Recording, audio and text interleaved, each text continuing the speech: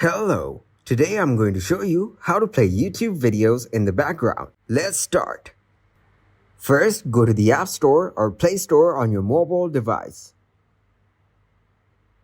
Here, search for music. Tap to open this app.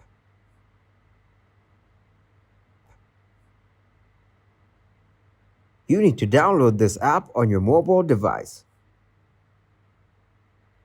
Once it is done, open the app.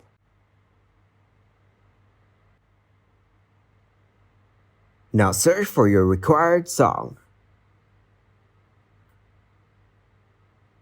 Play the song. As you can see, the song is being played in the background. Give this video a huge like and subscribe to get more helpful videos like this. It explained me how we're solving new problems every day.